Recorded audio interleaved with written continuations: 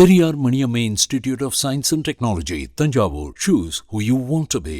உங்களால் 3 நிமிஷத்தில் கதை சொல்ல முடியுமா? Movie Buff Big Shorts short film contest season 3 அதுதான் அவங்க ஆப்பர்ச்சுனிட்டி. தமிழ் மக்கள் மத்தியில் சரளமாக புழங்குற ஒரு வார்த்தையை தான் நான் சொன்னேன். ஆனால் அதை வந்து நீங்கள் வெகுஜன மீடியாவில் சொல்லக்கூடாது அப்படின்னு சொல்லிட்டாங்க. மெட்ரோ ரயில் போட்டுட்ருக்காங்க, ஒரு கேன்டீனுக்கு போய் உட்காடுறோம், கேன்டீனில் வந்து சர்வ் பண்ணுறவங்கலேருந்து பாத்ரூம் துடைக்கிற வரைக்கும் நார்த் இந்தியன்ஸ் வேலை செய்கிறாங்க. சீரியல் எழுதுறவங்க மேலே வந்து ஒரு சின்ன ஒரு இலக்காரமான பார்வை நம்ம ஊரில் இருக்குது. ஒரு எழுத்தாளர் படம் எடுத்தால் வளவளன்னு எடுப்பார், அவருக்கு விஷுவல் மீடியா தெரியாதுங்கிற மாயை வந்து உடைக்கணும்னு முடிவு பண்ணும். ஏன்டா இந்த டைரக்ஷனை பண்ணோம், பேசாமல் எழுதிட்டே இருந்துக்கலாமே நீங்கள் ஒரு நாள் நினைப்பீங்க பாஸ்கர், அது நடக்கும் அப்படின்னா. சினிமா விகடன் நேயர்களுக்கு வணக்கம். இன்று நம்ம ஸ்டூடியோக்கு வந்து ஒரு முக்கியமான ஆளுமை ஒருத்தர் வந்திருக்காரு. எழுத்தாளர், திரைக்கதை ஆசிரியர், இதெல்லாம் தாண்டி இப்போ வந்து ஒரு இயக்குனராக வந்து களமிறங்கிருக்கக்கூடிய நம்முடைய விகடனுடைய சீனியர், எனக்கு வந்து அவர் வந்து சீனியர்னு சொல்லலாம், சப் எடிட்டராக ஆனந்த விகடனில் வந்து வேலை பார்த்த ஒரு மனிதர். இவருடைய எழுத்துக்கள் வந்து எனக்கு ரொம்ப பிடிக்கும் சார், உங்களுடைய எழுத்துக்கள். நன்றி. இப்போ வந்து இந்த வடக்கன்னு சொல்லலாமா அப்படிங்கிறது கூட, ஏன்னா எங்களுக்கு வந்து அது வந்து ஆழமா பதிஞ்சிருச்சு. வடக்கன்கிற ஒரு அழகான டைட்டில் தானே. ஆமா, அதுல வந்து டீசர்ல வந்து ஒரு அற்புதமான ஒரு விஷயத்த எண்டிங்ல வந்து சொல்லியிருந்தீங்க. ட்ரெய்லர்ல எல்லாமே பிழைப்புக்காக வந்தவங்க எல்லாருமே அப்படித்தானே அப்படிங்கிறது வந்து அது வந்து யூனிவர்சலான ஒரு விஷயமா கோட்டா நான் வந்து பாக்குறேன். அப்படி இருக்கையில எதுக்கு வந்து வடக்கன் வந்து ரயிலரா மாறுறதுக்கு பின்னணியில என்ன நடந்துச்சுங்க? இல்லை, அந்த வடக்கன்கிற வார்த்தை வந்து சென்சார் ஏற்றுக்கல. வடக்கன்கிற வார்த்தை வந்து பிரிக்கிற ஒரு வார்த்தைன்னு அவங்க அதை கருதுறாங்க. நேற்று கூட வேற ஒரு இயக்குனர்கிட்ட பேசும்போது அவர் படத்தில் கூட வடக்கத்தி அப்படின்ற மாதிரி ஒரு வார்த்தையை வந்து மியூட் பண்ணாங்க அப்படின்னு. ஸோ அவங்க வந்து அதை வந்து இந்தியாவை நீங்கள் வடக்கு தெற்கா சொல்கிறீங்க, ஒரு சாராரை வந்து நீங்கள் ஏன் அப்படி ஒரு முத்திரை குத்தணும், அப்படி குத்தக்கூடாது அப்படின்ற மாதிரி அவங்க சொல்கிறாங்க. பட் புலன் மொழியில் எல்லாரும் அதை சொல்லிக்கிட்டு இருக்காங்க. வடக்கன் வந்திருக்காங்க, வடக்கன் தான் வேலை செய்கிறாங்க அப்படின்னு. தமிழ் மக்கள் மத்தியில் சரளமாக புழங்குற ஒரு வார்த்தையை தான் நான் சொன்னேன். ஆனால் அதை வந்து நீங்கள் வெகுஜன மீடியாவில் சொல்லக்கூடாது அப்படின்னு சொல்லிட்டாங்க. சரி, ஓகே, அது அவங்களுடைய ரூல்ஸு, அதனால வந்து மாற்றிட்டோம். ரயில்ன்றது மாற்றிட்டோம். இப்போ ரயிலுமே போய் சேர்ந்துருச்சு எல்லார்ட்டையும். வடக்கன் கதை என்ன பேச போகுது? ஒரு ஆல்மோஸ்ட் நீங்கள் சொன்னது தான். நம்ம அவங்களை எப்படி அணுகிறோம், எப்படி அணுகணும் அப்படிங்கிற 2 விஷயத்தையும் நான் டிஸ்கஸ் பண்ணுறேன் படத்தில். ஓகே, என்னுடைய பார்வையில் அது எளிய மனிதர்கள் வழியாக பேசுகிறேன். இது ஒரு குடும்பங்களின் கதை தான். அது குடும்பங்கள் கொண்டாட வேண்டிய ஒரு படம்னு நான் இதை சொல்வேன். ஏன்னா குடும்ப உறவுகள், அவங்களுக்குள்ள ரிலேஷன்ஷிப்பு, சிக்கல்கள், இன்றைய நம்ம சமூகத்தில் இருக்கக்கூடிய சில விதமான நெருக்கடிகள் எல்லாமே வந்து இருக்குது. அது ரொம்ப ஹியூமராகவும் என்டர்டெய்னிங்காகவும் சொல்லியிருக்கேன். ஒரு கிராமத்தில் நடக்கக்கூடிய கதை. அந்த கிராமத்தில் இருக்கக்கூடிய நார்த் இந்தியன்ஸ் எல்லாம் இருக்காங்கங்க.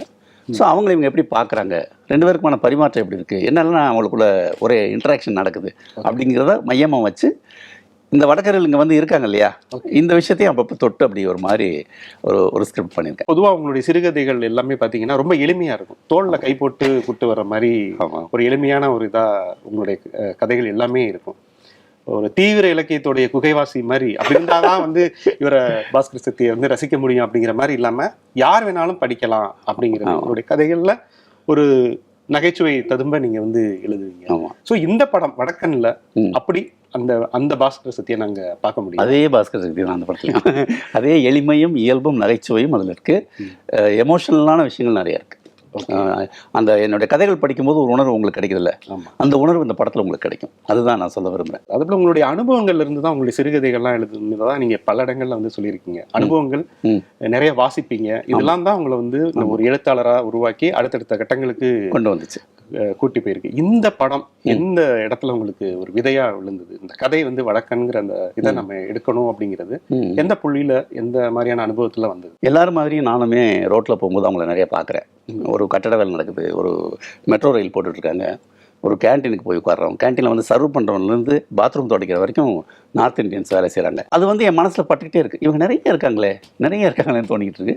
ஒரு நாள் ஒரு டீ கடையில் ஒருத்தர் பேசிகிட்டு இருக்காரு. என்ன பேசுகிறாருன்னா, ஒரு 4 பேர் டீ குடிச்சிருக்காங்க நார்த் இந்தியன் பசங்க. இவங்க இங்கே ரொம்ப ஜாஸ்தி ஆகிட்டாங்கப்பா, ரொம்ப ஓவர் டாமினேஷனாக இருக்குது, இவங்களெல்லாம் அடித்து விரட்டணும் அப்படின்னு ஒருத்தர் சொல்கிறார் ஒருத்தர்கிட்ட.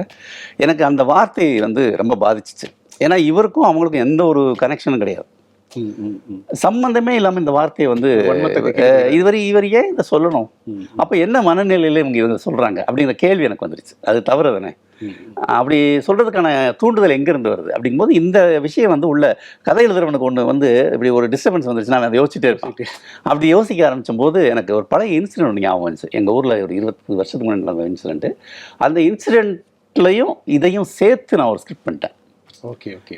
அந்த சம்பவம் வந்து ஒரு புள்ளியாக இருந்துச்சு. எந்த கதைக்குமே வந்து ஒரு சென்டர் ஆஃப் இது எப்பவுமே எனக்கு தோணும். இந்த சம்பவம் இந்த கதைக்கான ஒரு மையம். அந்த சம்பவத்தையும் இந்த வடக்கர்கள் இங்கே நிறைய இருக்காங்க, அவங்கள நம்ம பார்க்குற பார்வை எப்படி இருக்குங்கிற விஷயத்தையும் மிக்ஸ் பண்ணி ஒரு ஸ்கிரிப்ட் பண்ணேன். அதுதான் வடக்கன். இப்போ இந்த படம் வந்து நீங்கள் எழுதுறீங்க, ஸ்கிரிப்ட் எழுதுறீங்க, இதை வந்து பிச் பண்ணணும், இதை அடுத்த கட்டத்துக்கு கொண்டு போகணும் அப்படின்னு சொன்னோன்னே உங்களுக்கு மனசில் என்னென்ன விஷயங்கள் தோன்றுனுச்சு? இதை எப்படி எடுத்துகிட்டு போனீங்க அடுத்த கட்டத்துக்கு? படமாக்குறதுக்கான முயற்சிகள் எப்படி இருந்தது? அது ரொம்ப இயல்பு வேறு மாதிரி இருந்துச்சு. இவர் வேடியப்பன் வந்து ஒரு ஷார்ட் ஃபிலிம் பண்ணணும்னு பேசிகிட்டு இருந்தார். ஓகே. ஒரு நண்பர் வந்தார், என்னன்னா கேமரா தானே வேணால் பண்ணுவோம் அப்படின்னு பேசினார். ஓகே.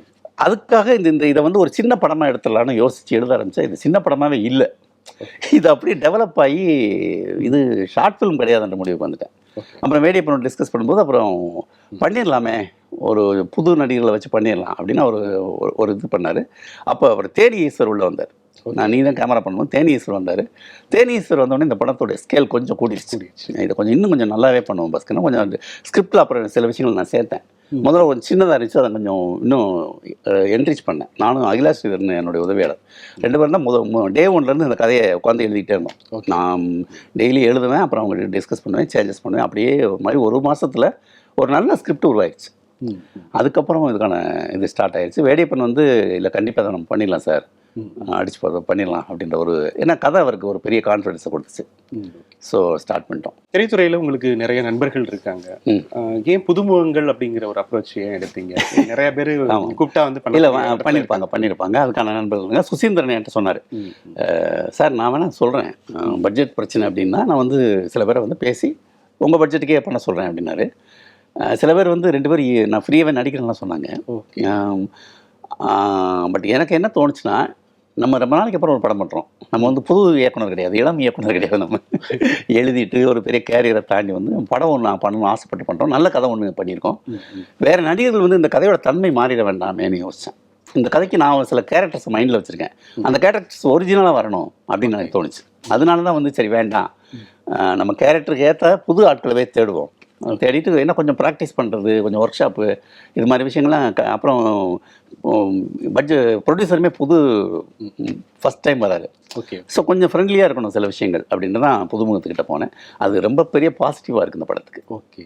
நீங்கள் இப்படி ஒரு வரியில் பாசிட்டிவ்னு சொல்லிட்டீங்க, ஆனால் அந்த தேடுதல் படலாம் அந்த ப்ராசஸில் வந்து என்னென்ன சிரமங்களை சந்திச்சிங்க?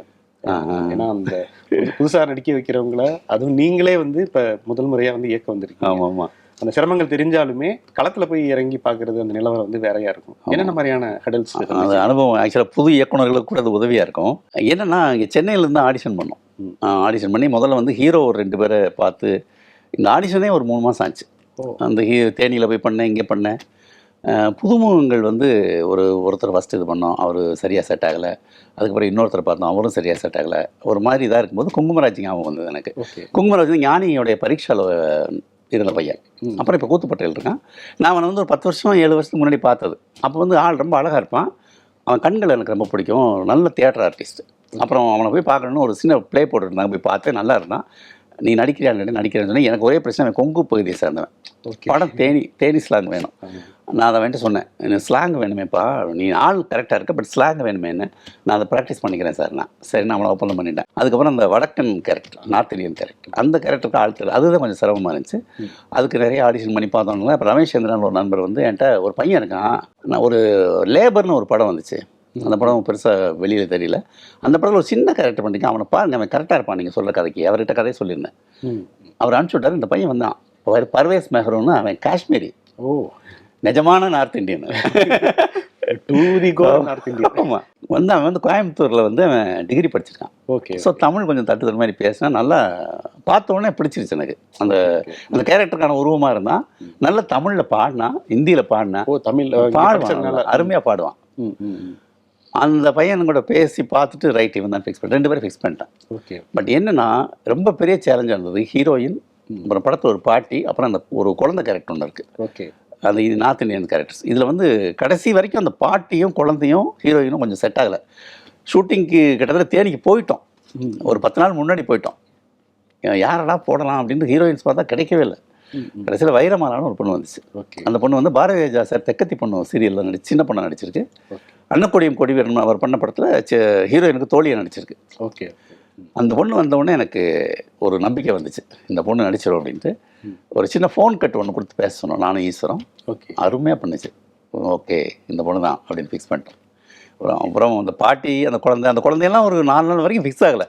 ஓகே. அப்புறம் ஒரு வழியாக பிடிச்சிட்டோம். ஒர்க் ஷாப்லாம் ஆமாம் பண்ணிவிட்டு என்னென்னா உங்களுக்கு ஒரு பக்கம் production pre production work shootings location அந்த இதெல்லாம் ப்ராப்ஸ் எல்லாம் ரெடி பண்ணிகிட்டு இருக்கும்போது ஒரு பக்கம் ஆர்டிஸ்ட் பேர் இருக்குல்ல, இது உங்களுக்கு ஒரு பெரிய ப்ரெஷரை கொடுக்கும். ஏன்னா அந்த குழந்தைய வச்சோ அந்த பாட்டியை வச்சோ முதல் நாளே பாட்டி வேணும் எனக்கு. ஓகே. ஷூட்டிங் ஷெட்யூலில் பட் பாட்டி யாருன்னே தெரியல ஒரு வாரம் வரைக்கும். அப்புறம் டக்குன்னு ஒரு இது அமைஞ்சு எல்லாமே கரெக்டாக வந்துட்டாங்க. இங்கே இருக்கக்கூடிய தமிழ் சினிமா சூழலில் ஒரு புது புத்தியாக ஒரு விஷயம் வந்து எல்லாருமே நினைப்பாங்க. இந்த மாதிரி ஒரு ரொம்ப நாளாக நீங்கள் தீவிரம் மீன்ஸ் எழுத்தாளராக இருந்திருக்கீங்க, அதுக்கு பிறகு திரைக்கதை எழுதியிருக்கீங்க, படங்களுக்கும் சரி சீரியலுக்கும் சரி. சீரியல்களில் பெரிய பெரிய கிளாசிக் சீரியல்கள்லாம் ஒர்க் பண்ணியிருக்கீங்க. ஆமாம், வருஷ கணக்கில் ஒர்க் பண்ண அதெல்லாம் மிகப்பெரிய ஒரு சாதனை. அப்படிங்கிற பட்சத்தில் இவர் படம் எடுக்க வந்தா இவர் வந்து ஒரு ஆர்ட் ஃபார்ம்ல ஒன்று எடுப்பாரு அப்படிங்கிற ஒரு இது வந்துடும், மொத்தம் எடுத்துட போறாங்க அப்படின்னு சொல்லி. ஸோ உங்களை பின்னாடியே வந்து கூட பேசியிருப்பாங்க, கூட இருக்கிறவங்க கூட வந்து அந்த மாதிரி படம் தான் இவர் எடுப்பாரு அப்படிங்கிற மாதிரி. ஸோ இதெல்லாம் நீங்க எப்படி எதிர்கொண்டீங்க? இதுல என்ன வித்தியாசப்படுத்தி இந்த படத்தை வந்து தந்திருக்கு? அது ஆக்சுவலாக என்னென்னா எனக்கு இருக்கக்கூடிய பெரிய சுமைங்கிறது சீரியல் ரைட்டருங்கிறது ஒரு காலகட்டம் வரைக்கும் இருந்துச்சு. என்ன சீரியலுக்கு எழுதுறவங்க மேலே வந்து ஒரு சின்ன ஒரு இலக்காரமான பார்வை நம்ம ஊரில் இருக்குது. நான் எழுத வந்த போதே அது இருந்துச்சு. இலக்கியவாதிகள் பட்டத்தில் அவன் சீரியல் எழுதுறவன்லாம் சொல்லுவாங்க. எனக்கு அதை பற்றிலாம் பெரிய கவலையெல்லாம் இல்லை. எனக்கு என்ன செய்கிறேன்னு எனக்கு தெரியும். நான் வந்து ஒரு எளிமையான எழுத்தாளன். என்னுடைய லைவ்லிஹுட்டே எழுத்து தான். நான் சீரியல் எழுதி தான் வாழ வேண்டியிருக்கு, நான் எழுதுறேன். அப்புறம் என்ன கதைகள் எழுதுறேன். என் கதைகள் வந்து நான் சீரியல் எழுதுறேன்னு என்னோடய கதைகளின் தரத்தை நான் குறைக்கலை. என்னுடைய கதைகள் என்ன தரத்தில் நான் விரும்புகிறேனோ அந்த தரத்தில் இருக்குது. ஸோ அது ஒன்றும் எனக்கு பிரச்சனை இல்லை. படம் பண்ணும்போது எல்லாம் என்ன நினைப்பாங்கன்னா இவர் வந்து இவருடைய பின்புலம் வந்து எழுத்தாளர், சீரியல் ரைட்டர். நல்ல வெற்றிகரமான சினிமா படங்களுக்கு வசனம் எழுதியிருக்கேன். அழகர்சாமியின் கூறுங்கிற ஒரு தரமான படத்துக்கு நான் வந்து கதை வசனம் எழுதியிருக்கேன். ஸோ இவ்வளவு இது இருக்குது. ஸோ ரொம்பவும் என்னை வந்து அவநம்பிக்கையோட பார்க்குற சூழலும் கிடையாது. பட் என்ன நினைப்பாங்கன்னா எழுத்தாளர் மேலே எப்போயுமே ஒரு அவநம்பிக்கை இருக்குது. எழுத்தாளர்கள் வந்து விஷுவல் மீடியாவுக்கு சரிப்பட்டு வர மாட்டாங்க, அவங்க வந்து இதில் தோற்றுருவாங்கன்ற ஒரு நம்பிக்கை இருக்குது. அந்த நம்பிக்கையை உடைக்கணும்னு நான் நினைக்கிறேன். அது அந்த மைண்ட் எனக்கு இருந்துச்சு. நம்ம ஸ்கிப் பண்ணோம்னா ஒரு பக்காவான ஒரு அந்த படத்தை தியேட்டரில் பார்க்குற யாரும் ஒரு வினாடி கூட அந்த படம் தொய்வடைஞ்சிருக்கக்கூடாது, போர் அடிச்சிடக்கூடாது. அவனுக்கு படம் முழுக்க எங்கேஜிங்காக இருக்கணும். படம் முழுக்க எங்கேஜிங்காக இருக்கணும், ஹியூமர் இருக்கணும், எமோஷன் இருக்கணும். இது எல்லாமே என் படத்தில் வச்சுட்டேன். இது எல்லாமே இருக்குது பக்காவா. ஓகே. ஒரு ஒரு எழுத்தாளர் படம் எடுத்தால் வளவளன்னு எடுப்பார், அவருக்கு விஷுவல் மீடியா தெரியாதுங்கிற மாயை வந்து உடைக்கணும்னு முடிவு பண்ணேன். இது வந்து ஒரு எழுத்தாளர் நான் ஏற்றுக்கிட்ட சவால். அது ரொம்ப வெற்றிகரமாக நான் பண்ணிட்டேன்.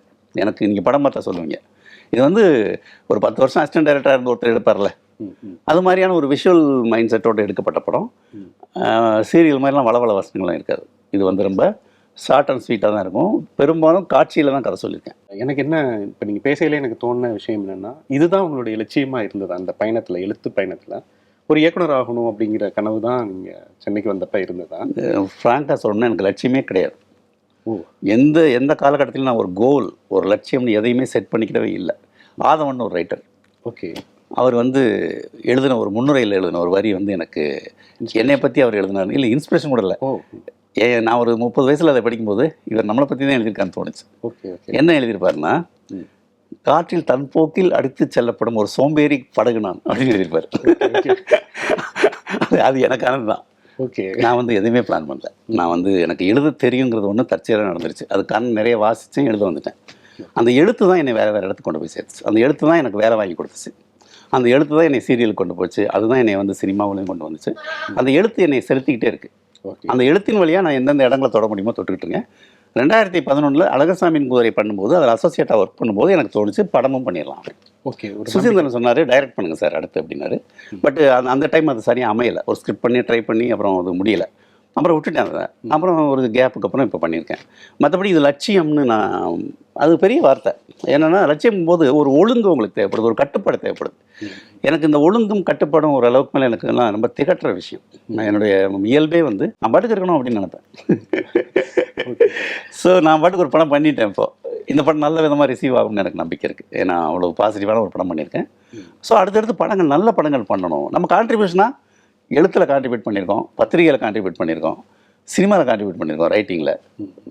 டைரக்டராகவும் கான்ட்ரிபியூட் பண்ணுவோமே. நீங்கள் டேரக்டராக இந்த ஸ்கிரிப்ட் எழுதையில் இதுக்கு முன்னாடி வந்து நீங்கள் மெட்டி ஒலியோ நாதஸ்வரமோ கோலங்களோ எழுதையில் உங்களுக்கு வந்து ஒரு ஃப்ரீடமாவது இருந்திருக்கும், காலகட்டமாவது கிடைச்சிருக்கும், நேரம் கிடைச்சிருக்கும். நிச்சயமா இதில் வந்து ஒரு குறுகிய காலத்துக்குள்ள ஒரு பெரிய பட்ஜெட்டில் வேற ஒரு பெரிய இன்வெஸ்ட்மெண்ட் போட்டிருக்கோம் அப்படிங்கிற ஒரு ப்ரெஷர் வேற இருந்திருக்கும். ஆமாம். இது வந்து நீங்கள் எப்படி ஹேண்டில் பண்ணீங்க? இது இப்போ நீங்கள் பேசையிலே சொன்னீங்க இனிமே இந்த மாதிரியான படைப்புகள் நான் பண்ணுவேன் அப்படின்னு சொல்லிட்டு. ஸோ இதுக்கு நீங்கள் எப்படி தயாரானீங்க?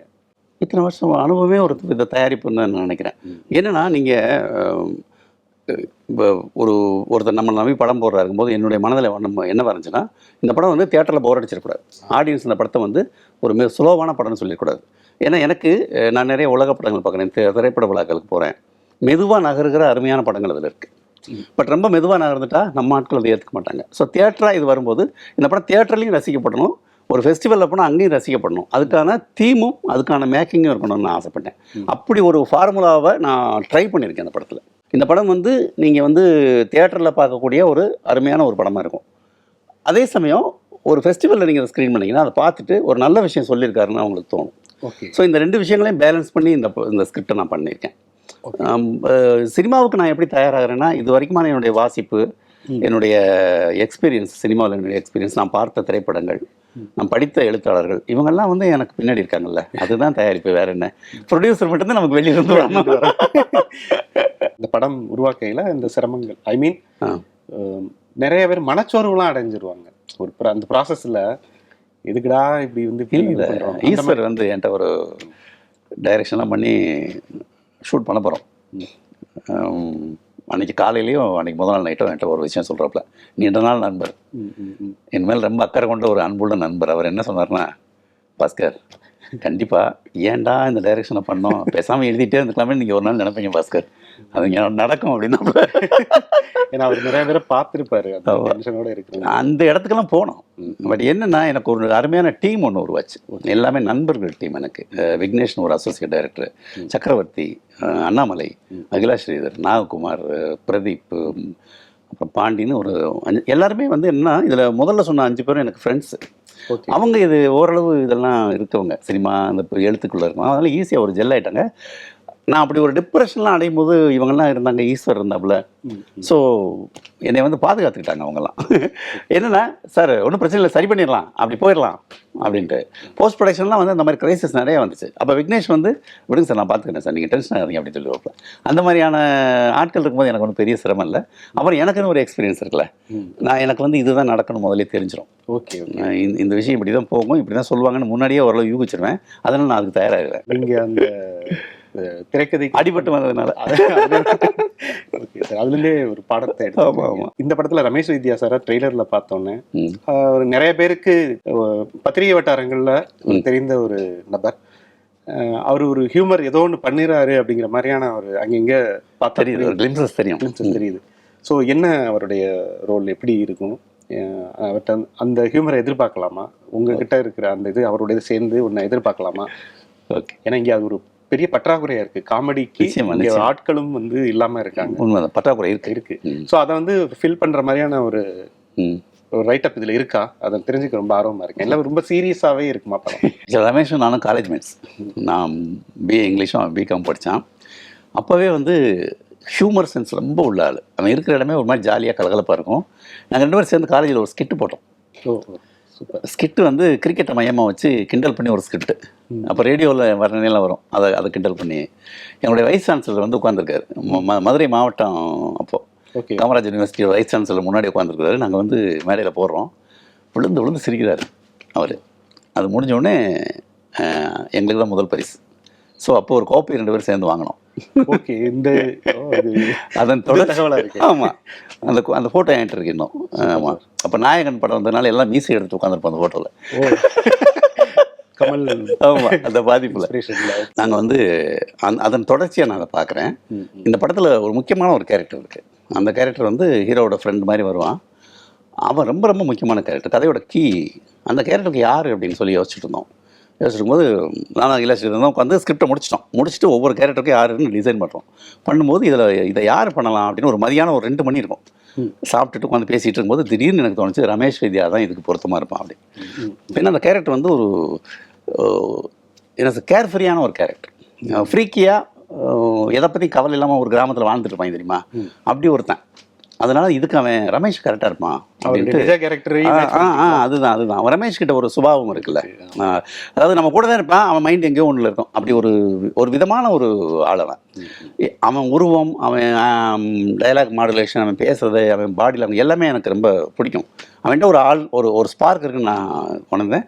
சொன்ன உடனே 2 பேர் கிளம்பி போயிட்டு ரமேஷ் ஆஃபீஸில் இருந்தான், ஃபோன் பண்ணி வர சொல்லி எக்ஸ்பிரஸ் அவனில் மீட் பண்ணி இந்த மாதிரி நீ நடிக்கிறனோடனே ஒரு செகண்ட் புரியவே இல்லை அவனுக்கு. என்ன சொல்கிறீங்க, நடிக்குவா? ஆமாம் நீ நடி, அவன் நடிச்சிட முடியுமா, பண்ணிடலாம், நான் பார்த்துக்கிறேன் வா அப்படின்னு வந்துட்டான். படத்தில் ரமேஷ் வர சீன்லாம் நீங்கள் வெடித்து சிரிப்பீங்க, அவ்வளோ ஹியூமர் இருக்குது படத்தில். நான் அதை தான் சொல்கிறேன், ஹியூமர் கண்டிப்பாக இருக்குது படத்தில். பட் என்னென்னா படம் முழுக்க ஒரு நகைச்சுவை படமும் இல்லை, ஹியூமர் ப்ளஸ் எமோஷன் ரெண்டும் கலந்த ஒரு கலவை இந்த படம். நீங்கள் எதிர்பார்க்குற 2 விஷயம் இருக்குது. ஹியூமர் வந்து ரமேஷ் வந்து நீங்கள் சொல்கிறீங்களா ஒரு பற்றாக்குறை இருக்குது தமிழ் சினிமாவில், அந்த ஹியூமர் பற்றாக்குறையை ரமேஷ் வைத்யா இட்டு நிரப்பேன்ற நம்பிக்கை எனக்கு இந்த படம் கொடுக்குது. இந்த படத்தில் அவனுடைய நடிப்பு ரொம்ப நல்லா பண்ணியிருக்கான், எல்லாரும் பேசுவாங்க ரமேஷை. படத்துக்கு முதுகெலும்பாக இருக்கிறது இசை, பின்னணி இசையும் சரி, பாடல்களும் சரி. ஒரு புதுமுகம் அவங்க இது முதல் முறையாக அப்படின்னு எப்படி அவங்கள சூஸ் பண்ணீங்க? அது ரமேஷ் வைத்யா மூலமாக. ரமேஷ் வைத்யாவுக்கும் அவங்களுக்கு ரொம்ப நீண்ட கால நட்பு இருக்குது, சுட்டி விகடனில் இருந்து. ஆமாம், அவர் அந்த ஜனனிக்கு சின்ன பொண்ணாக இருந்துக்கும் போதுருந்தே அவர் அந்த பொண்ணுக்கு பாடல்கள் எழுதி கொடுத்துருங்க. அந்த பொண்ணு கம்போசராக மாறி நிறைய ஆல்பம்ஸ் பண்ணும்போது எல்லா ஆல்பத்துக்கும் பெரும்பாலும் ரமேஷ் தான் எழுதியிருக்கப்பல. ஸோ ரமேஷ் மூலமாக எனக்கு தெரியும். நான் ஏற்கனவே ஒரு சின்ன ஒரு ஆட் ஃபில்ம் ஒன்று பண்ணேன் ஒரு ஸ்கூலுக்காக. அந்த ஆட் ஃபில்மில் ஒரு பாரதியார் பாடல்கள் வந்து ஃபுல்லாக இருக்கும், 1 மினிட். அது ஜனனி தான் எனக்கு கம்போஸ் பண்ணி கொடுத்தா, ரொம்ப பிரமாதமாக பண்ணாங்க. எனக்கு அவங்க திறமை மேலே பயங்கர நம்பிக்கை இருந்தது. அவங்க வந்து கிளாசிக், வெஸ்டர்ன், ஹிந்துஸ்தானி எல்லாத்துலேயும் வந்து மாஸ்டர் படிப்பில். அதே மாதிரி ஒரு கிரியேட்டராகவும் ஒரு நல்ல அந்த வட்டாரத்தில் நல்லா அறியப்பட்ட ஒருத்தவங்க. சினிமாக்குள்ளே தான் அவங்க கொஞ்சம் புதுசாக இருக்காங்க, தவிர இசை உலகத்தில் அவங்க நல்லாவே தெரியும், பிரபலமான ஒரு பெண். அவங்க ரமேஷ் மூலமாக கேட்டேன், கண்டிப்பாக பண்ணுறேன்னு சொன்னாங்க. ரொம்ப அற்புதமான இசையை கொடுத்துருக்காங்க. ஒரு சின்ன படம், சின்ன பட்ஜெட்லாம் யோசிக்காமல் அவங்க வந்து பல்கேரியா இதில் போயிட்டு அங்கே ஒரு சிம்பனி அதெல்லாம் யூஸ் பண்ணி ஸ்ட்ரிங் செக்ஷனுக்கு அங்கே போயிட்டு வந்தாங்க. பண்ணிட்டு ரொம்ப ரிச்னஸ்ஸாக கொடுத்துருக்காங்க மியூசிக். இதில் ரொம்ப முக்கியமான 2-3 பேரை சொன்னால் ஈஸ்வரை சொல்லணும். ஈஸ்வர் வந்து விகடனில் நான் முதல்ல ஒரு ப்ராஜெக்ட் பண்ணுறேன், ரூட் பஸ் அப்படின்ட்டு. அந்த ப்ராஜெக்ட்டுக்கு அப்புறம் தான் எனக்கு வேலை கிடச்சிச்சு விகடனில். Okay, super. அப்போ வந்து அசோகன் சார் இருந்தார், அவர் தான் எனக்கு ஃபோன் பண்ணி வில்லேஜிலலாம் பஸ்ஸில் போய் ஒரு மாதிரி ஃபோட்டோஸ் எடுத்து அந்த அனுபவங்களை எழுதுங்க அப்படின்னாரு. ஃபோட்டோகிராஃபருங்கிற போது நீங்களே யாரையா வச்சு எடுத்துங்க அப்படின்னு சொன்னார். அப்போ நானே ஃபோட்டோ எடுத்துருந்தேன் அந்த பீரியடில், ஒரு அமைச்சர் ஃபோட்டோகிராஃபர் நான். அதனால் நான் கேமரா இரவல் வாங்குறதுக்காக ஒருத்தரை தேடினேன். அப்போ வந்து ஒரு நண்பர் ஈஸ்வர் அறிமுகப்படுத்தினார். ஈஸ்வர் ஸ்டுடியோ வச்சுருந்தாப்புல. இப்போ ஈஸ்வர் இந்த மாதிரி, ஈஸ்வர்னு சொல்ல, இந்த மாதிரி நான் பத்திரிக்கைக்கு ஒரு அசைன்மெண்ட் பண்ண போகிறேன், உங்கள் ஃபோட்டோ கேமரா கொடுங்க ஒரு 4 நாளைக்கு, நானே எடுத்துறேனே அப்படின்னாப்புல. அந்த வார்த்தை பெரிய விஷயம், ஏன்னா அது இவ்வளோ பெரிய திருப்பத்தை ஏற்படுத்திடுச்சு. நான் வாங்கி எடுத்திருந்தேன்னா வேறு மாதிரி. ஸோ ஒரு சொல் வெல்லுமா இல்லை, அது மாதிரி இங்கே கேட்ட நானே எடுத்துடுறேன். பைக்கில் போய் எடுக்க ஆரம்பிக்கிறோம். ஓகே, எடுக்க ஆரம்பித்தா ஈஸ்வர் மிமிக்ரியெல்லாம் பண்ணுறாப்புல. ஈஸ்வருக்குள்ள ஒரு பெரிய கலைஞர் இருக்கான்னு எனக்கு தெரிஞ்சுது. நாங்கள் எடுத்து அனுப்பிச்ச ஃபோட்டோவும் நான் எழுதின ரைட்டப்பும் ரொம்ப பிடிச்சிருச்சு ஆஃபீஸில். 10 நாள் என்னை வேலைக்கு கூப்பிட்டாங்க. அதுக்கப்புறம் ஈஸ்வரன் தொடர்ந்து கான்ட்ரிபியூட் பண்ண ஆரம்பித்தார் ஃப்ரீலான்ஸாக ஃபோட்டோஸுங்க. ஸோ நிறைய அப்போ இருந்து சேர்ந்து ட்ராவல் பண்ணோம். ஸோ 2 பேருடைய டேஸ்ட்டும் ஒத்து போகும். இந்த படத்துக்கு ஈஸ்வர் கேமரானோடனே எனக்கு பாதி ஆசுவாசம் வந்துருச்சு. ஸோ அவர் ஒரு பெரிய பலம், அவருடைய விஷுவல் சென்ஸு வந்து இந்த படத்துக்கு ரொம்ப ஹெல்ப்ஃபுல்லாக இருக்குது. அப்புறம் எடிட்டர் நாகூரான் வந்து எக்ஸலண்ட்டாக எடிட் பண்ணியிருக்காரு. என்னென்னா நீங்கள் தமிழில் நிறைய ஆக்ஷன் படமாக பார்த்துருக்கோம், பரபரப்பான பேய் கதைகளும் அடிதடியும் அப்படி இருக்குல்ல. ஒரு அந்த படங்களுக்கு எடிட் பண்ணுறதுன்றது அது ஒரு விதமாக எனக்கு தெரிஞ்சு அது கொஞ்சம் ஈஸின்னு கூட நான் நினைக்கிறேன், என்ன என்னுடைய பார்வையில். பட் இந்த மாதிரி ஒரு எமோஷனலான காமெடியான விஷயங்களை எடிட் பண்ணுறது ரொம்ப ஒரு சேலஞ்ச் இருக்குது. அந்த எமோஷனை கரெக்டாக நான் எழுதி எடுத்து கொண்டாந்து வச்சுருக்க அந்த அந்த அந்த குவியல்லேருந்து அப்படி அழகாக எடுத்து அதை கம்போஸ் பண்ணுறதுக்குல்ல, அதை ரொம்ப அற்புதமாக பண்ணியிருக்காரு. எமோஷன்ஸ் நான் நினச்சதை விட சிறப்பாகவே நாகூரன் வந்து விஷுவலாக எனக்கு கட் பண்ணி கொடுத்துருக்காரு. அப்புறம் சவுண்டு வந்து சிங் சவுண்ட் பண்ணோம் இந்த படத்துக்கு. லைவ் சவுண்ட், லைவா. ஆமாம், நோ டப்பிங். அது வந்து ஒரு பொதுவாக எல்லாரும் தயங்கக்கூடிய ஒரு விஷயம். ஆமா ஏன்னா அது எதுக்கு டப்பிங்ல பாத்துக்கலாம்னு ஆமாம் சொல்லிடுவாங்க. டப்பிங்கில் ஏன்னா நிறைய தவறுகள் இவங்க டப்பிங்கில் சரி பண்ணுறாங்க, நிறைய இம்ப்ரூவ்மெண்ட்ஸே அவங்க வந்து டப்பிங்கில் நிறைய தான் லிப் பண்ணுறாங்க. சிங்க் இல்ல பெரிய படங்களுக்கே இந்த சிக்கல். பெரிய படங்களுக்கு அப்புறம் வந்து சில இதில் வந்து மைண்ட் வாய்ஸ் மாதிரி போட்டுலாம் இம்ப்ரூவ் பண்ணுவாங்க. அதெல்லாம் என்னென்னா ஸ்கிரிப்ட் அரைகுறையாக பண்ணும்போது அந்த சிக்கல்கள் வரும். நம்ம வந்து நான் ஸ்கிரிப்டை பக்காவாக பண்ணிட்டு தான் ஷூட்டே போனேன். சிங் சவுண்ட் பற்றி எனக்கு கொஞ்சம் குழப்பங்கள் இருந்துச்சு. ராஜேஷ் சசீந்திரன் ஒருத்தர் அறிமுகப்படுத்தினாங்க எனக்கு. அவர்கிட்ட பேசினேன். அவர் சொன்னார், சார் நீங்கள் பயப்படாதீங்க, நான் பார்த்துக்கிறேன், நல்லா பண்ணிடலாம் சார், நிறைய பேர் வந்து இதை பற்றி சரியாக புரிஞ்சுக்காம தான் இருக்காங்க அப்படின்ட்டு முதல்ல அவர் சப்ஜெக்ட் என்னன்னு சொல்லுங்கன்னாரு. கதையை கேட்ட பிறகு இம்ப்ரெஸ் நான் பண்ணுறேன் அப்படின்னாரு. அவர் ரொம்ப அற்புதம் பண்ணி கொடுத்துருக்காரு. ஸோ இப்போ எப்படி இருக்கு உண்மையிலே கதை பற்றாக்குறை இங்கே இருக்கா? கதாசிரியர்களுக்கான தேவை தமிழ் சினிமாவில் இருக்கா? அதை எப்படி பார்க்குறீங்க? இல்லை, கதாசிரியர்களுக்கான தேவை எப்போவுமே இருக்குது. அப்புறம் நம்ம சினிமாவில் என்ன ஒரு சிக்கல் இருக்குன்னா, ஒரு விதமான கதை ஜெயிச்சிட்டா அதே விதமான கதைகள் எடுக்கக்கூடிய ஒரு இது இருக்கு இல்லையா? அப்போ நம்ம பேய் கதைனா பேய் கதையாக எடுக்கிறாங்க. பேய் கதை ஹிட் ஆகினா பார்ட்டாக வருது அது. அதே மாதிரி வயலன்ஸ் அதிகமான கதைகள் வருது. இந்த 2 விதமான போக்கு தான் இப்போ தமிழ் சினிமாவில் ரொம்ப டாமினண்ட்டாக இருக்குது. அதுக்கு நடுவில் நல்ல கதைகள்னு வர்றதுக்கான வாய்ப்புகளே குறையாக இருக்குது. பட் என்னன்னா இந்த சூழல் ஒட்டுமொத்தமாக இன்னும் கொஞ்சம் பெட்டராக மாறணும்னு எனக்கு தோணுது. இப்படி படங்கள் வந்துட்டு இருக்கட்டும், அது ஒரு பக்கம், எல்லா விதமான ரசனைக்கும் இடம் இருக்குது. பட் இந்த மாதிரி இது வேணும். பட் என்னென்னா அந்த ரைட்டர்ஸ் உள்ள வரதில் வந்து நிறைய சிக்கல் வந்து இந்த விஷுவல் மீடியாவுக்கு அவங்க அடாப்ட் ஆகிறதுல வந்து ஏதோ ஒரு பாயிண்டில் ஒரு சிங்க் இல்லாமல் இருக்குது. அந்த விஷயம் சரியாகணும்னு நான் விரும்புகிறேன். ஓகே, ரைட்டர்ஸ் வந்து விஷுவல் மீடியாவுக்கு தங்களை ஏற்ப சில விஷயங்களை சரி பண்ணிக்கணும். நீங்கள் டோட்டலாக நீங்கள் காம்ப்ரமைஸ் ஆகணும்னு அவசியம் இல்லை. பட் என்னென்னா இது வேறொரு மீடியம் இல்லையா? நான் அடிக்கடி பல பேட்டிகள் இதை நான் சொல்கிறேன். எழுதப்படுகிற அனுபவத்தை ஒருபோதும் நீங்கள் வந்து சினிமாவில் 100% கொடுக்க முடியாது. நீங்கள் ஒரு வாசிப்பாளனா நீங்கள் ஒன்று உணர்றீங்க இல்லையா? அது வந்து எப்போவுமே வந்து ஒரு பர்சனலான விஷயம். அது வேற. நீங்கள் சினிமாவில் 100% எதிர்பார்க்குற அந்த ஒரு மாயை இருக்குல்ல, அதை விட்டுணும். முதல்ல விட்டுட்டு இந்த எலிமெண்ட்டை எப்படி அதில் வேற விதமாக சொல்ல முடியும் அப்படிங்கிற அந்த பாயிண்ட்டை வந்து எழுத்தாளர்கள் புரிஞ்சுக்கணும். டைரக்டர்ஸுமே வந்து கதையை தேடணும்னு நான் நினைக்கிறேன். ஏன்னா நீங்கள் வந்து நிறைய எழுத்தாளர்கள் இப்போ புதுசாக படிக்கிறவங்களாம் வராங்க. அவங்க வந்து இலக்கிய பரிச்சயம் உள்ளவங்களும் வர்றாங்க. அவங்க வந்து நல்ல கதைகளை தேடணும், தேடி ஒரு மாற்றத்தை கொண்டு வரணும்னு நான் விரும்புகிறேன். அது எனக்கு தெரிஞ்சு 2 பேரும் கைகோர்க்க வேண்டிய ஒரு இடம். ரொம்ப நன்றி.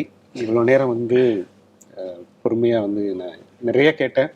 ரொம்ப தெளிவாக அழகாக உங்களுடைய அந்த ஹியூமர் சென்ஸோட வந்து பேசியிருந்தீங்க. தேங்க்யூ. ரயில் படம் மிகப்பெரிய ஒரு வெற்றியை பெறும். அந்த வெற்றிக்கு பிறகு இன்னொரு பேட்டிக்காக உங்களை வந்து சந்திக்க ரொம்ப ஆர்வமாக இருக்கேன். சரி, விரிவாக வந்து அதில் நம்ம நிச்சயமாக பேசலாம். பிஹைண்ட் தி சீன் என்னென்ன காமெடி நடந்தது, என்னென்ன ட்ராஜடி நடந்தது எல்லாமே வந்து நீங்கள் அங்கே வந்து சொல்லலாம். சந்திப்போம் சார். வாழ்த்துக்கள்.